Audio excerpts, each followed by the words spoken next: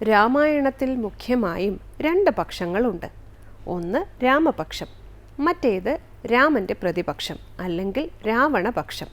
രാമപക്ഷം ക്ഷമയുടെയും ത്യാഗത്തിൻ്റെയും നിസ്വാർത്ഥതയുടെയും പക്ഷമാണ്.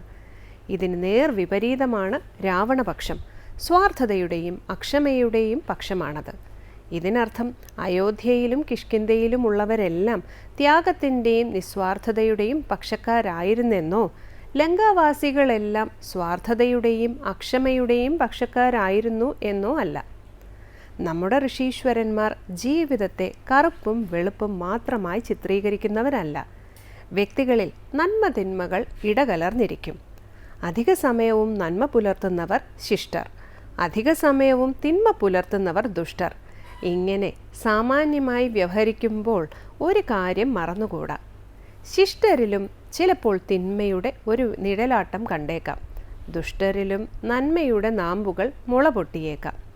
പക്ഷേ അവ സ്ഥായിയല്ലെന്നു മാത്രം. ഇനി ഗുരുവചനം കേൾക്കാം. നിങ്ങൾ ദൈവത്തോട് ഭക്തിക്കായി പ്രാർത്ഥിക്കുന്നത് പോലെ ആരിലും തെറ്റു കാണാതിരിക്കാൻ പ്രാർത്ഥിക്കുക. ശ്രീരാമകൃഷ്ണ പരമഹംസൻ.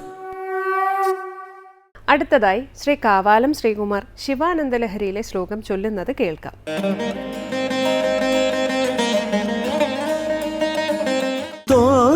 സ്തോത്രേണാലമഹം പ്രവച്മി നമൃഷ ദേവ വിരിഞ്ചാദയ സ്തുത്യാനാം ഗണനാ പ്രസംഗസമയേ ത്വാമഗ്രഗണ്യം വിദുഃ മാഹാത്മ്യാഗ്രവിചാരണ പ്രകരണേ ധാനാതുഷസ്തോമവത്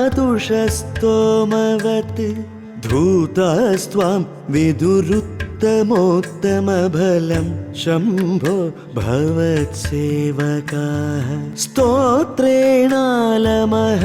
പ്രവച്മി നമൃഷ ദേവ വിരിഞ്ചാദയ സ്തുത്യാനാം ഗണനാ പ്രസംഗസമയേ ത്വാമഗ്രഗണ്യം വിദുഃ മാഹാത്മ്യാഗ്രവിചാരണ പ്രകരണേ ധാനാതുഷസ്തോമവത് ധൂതാസ്ത്വാം വിദുരുത്തമോത്തമഫലം ശംഭോ ഭവത്സേവകാഃ.